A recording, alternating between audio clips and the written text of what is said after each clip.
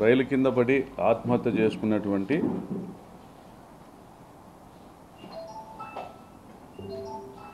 తిమ్మిరెడ్డి మహేశ్వర్ రెడ్డి మా స్వగ్రామానికి సంబంధించినవాడు, తొబ్బతుర్తి గ్రామానికి సంబంధించినవాడు, మాకు దూరపు బంధువు.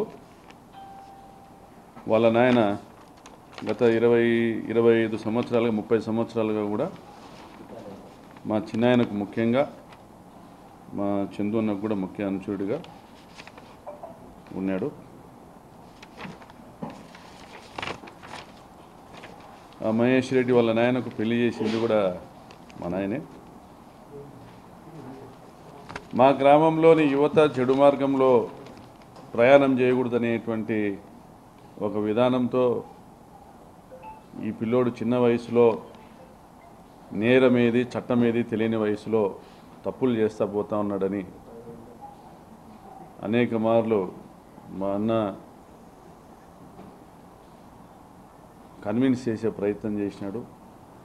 2024 ఫిబ్రవరిలో కూడా నా దగ్గరికి వస్తే ఆ పిల్లోడు మహేష్ రెడ్డి వాళ్ళ నాయన మల్లిరెడ్డి ఇద్దరు నా దగ్గరికి వస్తే ఆర్థిక ఇబ్బందుల్లో ఉన్నామంటే మన పామిడి వీరాంజనేయులు గారికి ఫోన్ చేసి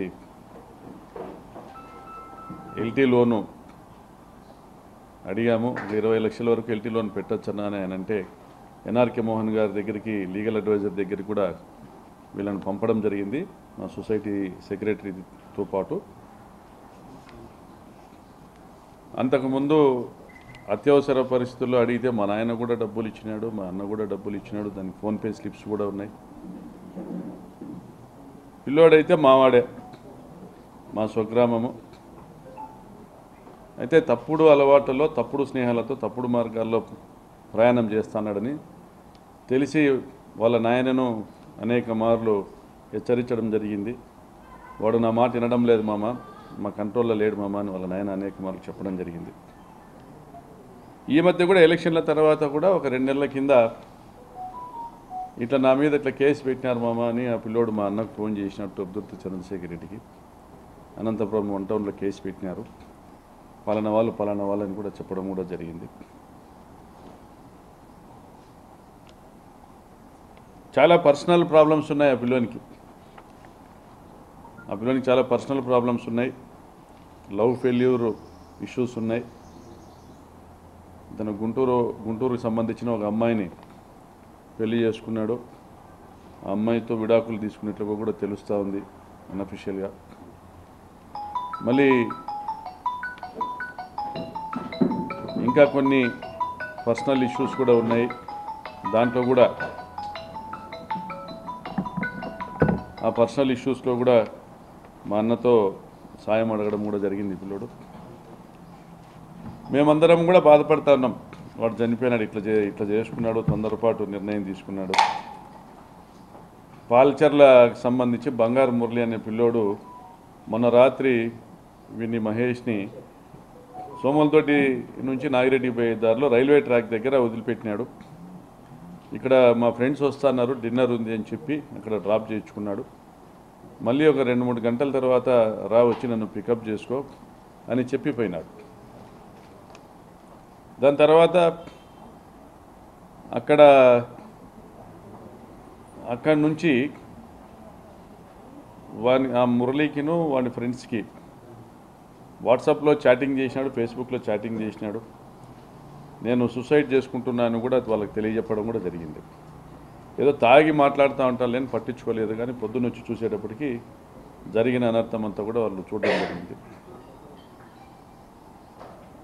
నిన్న అర్లీ మార్నింగ్ కానీ మొన్న మిడ్ నైట్ కానీ ఆ పిల్లోని ఫేస్బుక్ స్టేటస్ చూస్తే లవ్ ఫెయిల్యూర్కి సంబంధించి కోట్స్, ఇంకా జీవితం సాలిస్తానని ముగిసిపోయిందనేటువంటి మెసేజెస్ అర్థం వచ్చే విధంగా మెసేజెస్ ఇవన్నీ కూడా పెట్టడం కూడా మనమందరం కూడా స్క్రీన్ మీద చూసినాం. అదేవిధంగా పరిటాల శ్రీరామ్ దగ్గరికి వెళ్తూ వస్తూ ఉండేవాడు, పరిటాల శ్రీరామ్ని కలిసేవాడు. పరిటాల శ్రీరామ్ దగ్గరికి పోయినా పరిటాల శ్రీరామ్ ఆర్థిక సాయం చేస్తామని కూడా అనేకసార్లు హామీ ఇచ్చినాడు. ఈ పిల్లోడు కొంత హైఫై లివింగ్కి అలవాటు పడినాడు, అప్పులు ఎక్కువ చేసినాడు. అంతకుముందు ఒక 4-5 ఏళ్ల కింద కర్నూలు దగ్గర యాక్సిడెంట్ అయితే కూడా దాదాపు 20 లక్షలు ఖర్చు పెట్టాల్సి వచ్చింది వాడిని బయట వేసుకునేదానికి వాళ్ళ నాయనకి.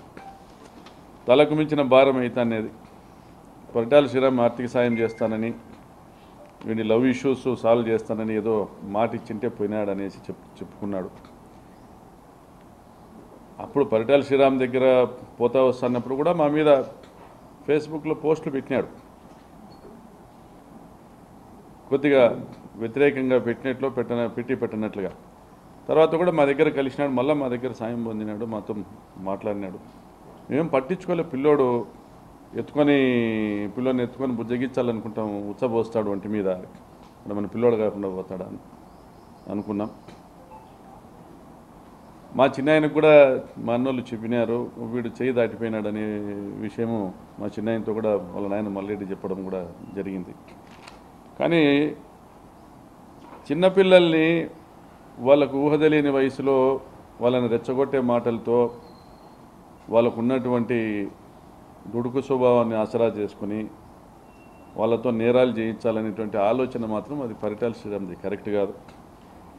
మమ్మల్ని పరిటాల శ్రీరామ్ వాడుకుంటా అన్నాడు, మాకేం సాయం చేయడంలే అని వీడు నిరుత్సాహపడినాడు. లవ్ ఫెయిల్యూర్ విషయము నిరుత్సాహపడినాడు, ఎవరు ఆర్థిక సాయం చేయడంలే. ఈ మధ్యనే వాళ్ళ నాయన దోసకాయ డబ్బులు వచ్చినాయి, 11 లక్షలు 12 లక్షలు. వాళ్ళ నాయన్ని కూడా అడిగినాడు, అంతా వారం కిందనే, 4-5 రోజుల కిందనే అడిగినాడు. ఒక 5 లక్షలు ఈయన అప్పులు కట్టుకుంటానని వాళ్ళ ఆయన కూడా ఈయన పోరాడినాడు. ఇంకా నన్ను మర్చిపోని వాళ్ళ ఆయనతో కూడా కొట్లాడి ఇంటి నుంచి పోయినాడు. రైల్వే ట్రాక్ మీద ట్రైన్ వచ్చే టైంకి రైలుకి అడ్డంగా పోయి నిలబడినాడు. హెడ్-ఆన్ కొలిషన్ అయింది, బాడీ ఎగిరి పక్కన పడింది, 2 ట్రాక్ల మీద మధ్యలో పడింది, చనిపోయినాడు. ఇది జరిగింది. దీనికి సంబంధించిన టెక్నికాలిటీస్ మేము రిక్వెస్ట్ చేసేది ఏమంటే, ఈ ప్రెస్ మీట్ ద్వారా జిఆర్పి పోలీస్ని మరియు రాష్ట్ర డీజీపీ గారిని, ఎస్పీ గారిని అందరినీ రిక్వెస్ట్ చేసేది ఏంటంటే,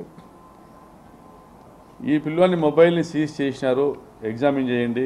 incoming calls, out going calls, ఆ పర్టికులర్ సెల్ టవర్ కిందికి పోయినప్పుడు ఎవరెవరు కాల్స్ చేసినారు, ఇతను ఎవరెవరికి మెసేజ్లు పెట్టినాడు, ఎవరెవరితో చాట్ చేసినాడు, ఏమి ఎఫ్బి ఫేస్బుక్ పోస్టులు ఏం పెట్టినాడు, స్టేటస్ ఏం పెట్టినాడు, ఇవన్నీ కూడా ఎగ్జామినేషన్ చేయమని కోరుతా ఉన్నాం. చివరిగా నేను సూసైడ్ చేసుకుంటున్నా, నేను చనిపోతాననేసి వాట్సాప్లో చాట్ చేసినట్లు, ఫేస్బుక్లో చాట్ చేసినట్లు కూడా చెప్తా ఉన్నారు మిత్రులు. ఎవరైతే డ్రాప్ చేసినాడో ఆ అబ్బాయి కూడా, బంగారు మురళిని కూడా విచారించండి. ఆ అబ్బాయి ఫోన్ కూడా మీరు హ్యాండ్ ఓవర్ చేసుకొని చెక్ చేయండి. ఒకవేళ మెసేజ్ డిలీట్ చేసినా కూడా దాన్ని డిపార్ట్మెంట్ అనుకుంటే అవన్నీ కూడా రికవర్ చేయగలుగుతారు. అదేవిధంగా ఒక ట్రైన్ యాక్సిడెంట్ జరిగినా, ఎవరైనా ఏదైనా సూసైడ్ కేసు జరిగినా ఫస్ట్ స్టేట్మెంట్ ఇవ్వాల్సింది ట్రైన్ డ్రైవరు, నెక్స్ట్ స్టేషన్లో రిపోర్ట్ ఇవ్వాలా. దాదాపుగా 15-20 ట్రైన్లు పోతాయి ప్రతి రాత్రి. ఏ డ్రైవర్ అయినా రిపోర్ట్ ఇచ్చినాడా లేదా, ఇతని సెల్ ఫోన్ ఏ టైంకి ఆఫ్ అయింది, ఏ టైంలో చనిపోయినాడు, పోస్ట్మార్టం రిపోర్ట్ ఏంటి. నిన్న పోస్ట్మార్టం జరిగింది హడావిడిగా, 6 గంటల పైన పోస్ట్మార్టం స్టార్ట్ చేసి 7:30కు ముగించినారు. సాధారణంగా 5 గంటల లోపు మాత్రమే పోస్ట్మార్టం చేస్తారు. మేము కూడా రిక్వెస్ట్ చేయడం జరిగింది మెడికల్ కాలేజ్ ప్రిన్సిపల్ గారిని, వీడియో రికార్డింగ్ చేయండి పోస్ట్మార్టందని. ఆ వీడియో రికార్డింగ్ చేసినారా లేదో కూడా గమనించమని కోరుతా ఉన్నాం. అదేవిధంగా ఎఫ్ఐఆర్లో ఇదొక సూసైడ్ అనే విధంగా ఎఫ్ఐఆర్ రాసినారు. అయితే వాళ్ళ తండ్రి ఇచ్చినటువంటి స్టేట్మెంట్ ఏదైతే కంప్లైంట్ ఉందో దాంట్లో అనుమానం వ్యక్తం చేయడం జరిగింది. పొద్దునే 6ంటికి ఒక అబ్బాయి బుల్లెట్ మీద వచ్చినాడు, 16-17 సంవత్సరాల అబ్బాయి బుల్లెట్ మీద వచ్చినాడు. ఆ కీమ్యాన్ అడిగినాడు, అంటే రైల్వేకి సంబంధించి ఇన్స్పెక్షన్ చేసేటువంటి వ్యక్తి, ట్రాక్ ఇన్స్పెక్షన్ చేసేటువంటి వ్యక్తిని కీమ్యాన్ అంటారు. ఆ కీమ్యాన్ అడిగినాడు, మా వాడిని ఒకడు ఇక్కడ ట్రాక్ దగ్గర ఉన్నానన్నాడు, రాత్రి మెసేజ్ పెట్టినాడు, ఏమైనాడంటే ఇది కూడా చచ్చిపోయినాడని చెప్పినాడు. వీళ్ళందరి స్టేట్మెంట్స్ కూడా రికార్డ్ చేయమని కోరుతా ఉన్నాం. అదేవిధంగా సోమలదొడ్డి విలేజ్లో సీసీ కెమెరాలు ఉన్నాయి, ప్రైవేట్ సీసీ కెమెరాలు ఉన్నాయి, గవర్నమెంట్ సీసీ కెమెరాలు ఉన్నాయి. ఆ సీసీ కెమెరాల్లో ఫుటేజ్లు కూడా రికవర్ చేసి ఎగ్జామిన్ చేయమని కోరుతా ఉన్నాం. ఆ పక్కనున్న తోట వాళ్ళు, ప్రత్యక్ష సాక్షులు కూడా కొంతమంది అది పెద్ద ఎత్తున సౌండ్ వచ్చిందని చెప్పిన వాళ్ళు కూడా ఉన్నారు. సో వాళ్ళని కూడా ఎగ్జామిన్ చేయమని కూడా కోరుతా ఉన్నాం. ఈ అబ్బాయికి సంబంధించినటువంటి భార్య లేదా గర్ల్ ఫ్రెండ్స్ వాళ్ళతో ఫేస్బుక్ చాట్, వాట్సాప్ చాట్ చేసినారు. వాళ్ళందరినీ కూడా విచారించమని కోరుతున్నాం. ఎందువల్ల ఏమి లవ్ ఫెయిల్యూర్ అనేది ఎందుకు, ఏంది పరిస్థితి, ఎవరి వల్ల, ఇవన్నీ కూడా ఎగ్జామిన్ చేయమని కోరుతున్నాం. మరి అబ్బాయికి గతంలో తలకు దెబ్బ తగిలింది యాక్సిడెంట్లో. మానసిక పరిస్థితి సరిగా లేదు కాబట్టి నేను వెనకమ్మడి వచ్చినాననేసి మురళి అనే అబ్బాయి, అతను డ్రాప్ చేసిన అబ్బాయి చెప్పడం జరిగింది. మరి ఇవన్నీ ఉన్నాయి. వీటన్నిటినీ కూడా మీరు విచారించండి, విచారించి ఎంక్వైరీ చేయండి. ఇంకా మీకు అనుమానం తీరకపోతే సిబిఐ ఎంక్వైరీ చేయండి. నేను ఈ ప్రభుత్వాన్ని విజ్ఞప్తి చేసేది, డీజీపీ గారిని విజ్ఞప్తి చేసేది, ముఖ్యమంత్రి గారిని విజ్ఞప్తి చేసి సిబిఐ ఎంక్వైరీ వేయండి. ఎందుకంటే నోటికి ఏదొస్తే అది మాట్లాడే వాళ్లకు ఇది ఒక చెంపపెట్టు కావాలా. ఒక బాధ్యత లేని చెడిపోయిన పిల్లోడు, వీడు చెడిపోయి తాజెంట కోతి వనమంతా చెడిపోయిన అనేసి వీడు చెడిపోయి దేశంలో ఉన్న వాళ్ళందరినీ కూడా చెడగొట్టేటువంటి కార్యక్రమం వీడు చేస్తున్నాడు. కాబట్టి కంపల్సరీగా దీన్ని హై లెవెల్ ఎంక్వైరీ చేసి నిజ నిర్ధారణ చేసి బాధ్యతారహితమైనటువంటి కామెంట్స్ చేసిన పరిటాల శ్రీరామ్పై చర్య తీసుకోవాల్సిందిగా రాష్ట్ర ప్రభుత్వాన్ని కోరుతా ఉన్నా, కూటమి ప్రభుత్వాన్ని కోరుతా ఉన్నా. మరి ఇటువంటి పరిస్థితుల్లో జరిగింది నష్టం ఆ కుటుంబానికి జరిగింది. వాడు మీ పార్టీలో ఉన్నాడని వాళ్ళ నాయన కూడా స్టేట్మెంట్ ఇచ్చినాడు, మేము తెలుగుదేశంకి చేసినాం 24లో అని. తెలుగుదేశంకి చేసినా వాడు మా దగ్గరికి వచ్చినాడు సాయానికి. వాడు మా అన్నతో ఫోన్ చేసి మాట్లాడినాడు. మరి మీ దగ్గర ఉండి మీకు మీరు సాయం చేయాల్సింది పోయి మీరు సాయం చేయక వాడు సూసైడ్ చేసుకుంటే దాన్ని నీ వైఫల్యంగా ప్రజలు భావిస్తారనే ఉద్దేశంతో మా మీద అంటగట్టేటువంటి ప్రయత్నం చేస్తున్నాం పరిటాల శ్రీరామ్. నేను 5 సంవత్సరాలు ఎమ్మెల్యేగా ఉండగా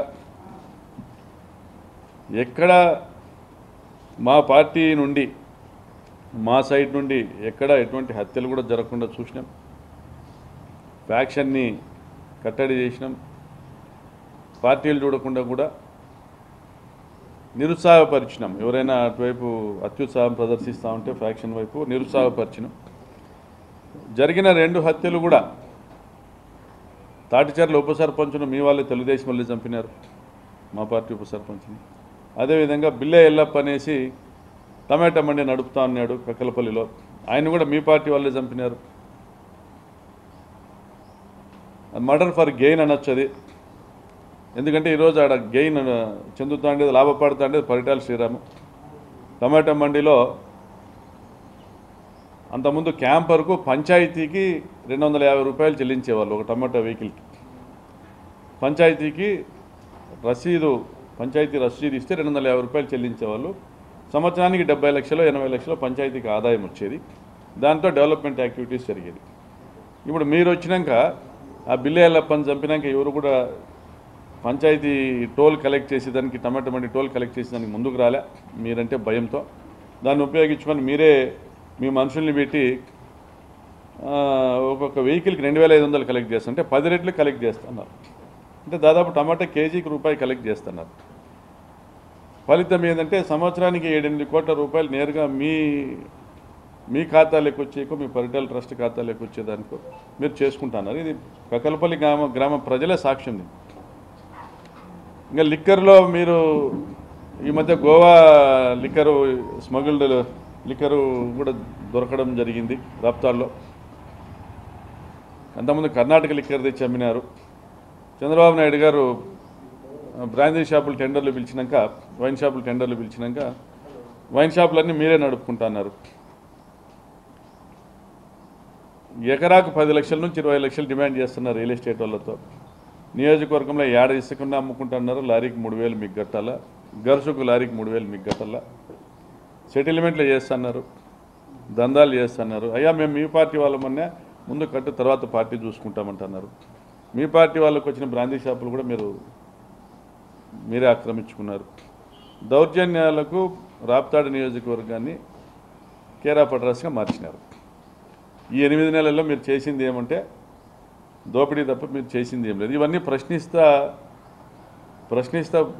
మేము ప్రెస్ మీట్లు పెట్టడము, మీటింగ్లు పెట్టడము, మాట్లాడేది మొదలు పెట్టేటప్పటికి మీరు మా అన్న మీద కేసు పెట్టినారు, మా రాప్తాడులో మా మండల నాయకుల మీద కేసులు పెట్టినారు. ఇప్పుడు మళ్ళీ ఈ కేసు కూడా, ఈ ఆత్మహత్య కేసును కూడా మా మీద రుద్దేటువంటి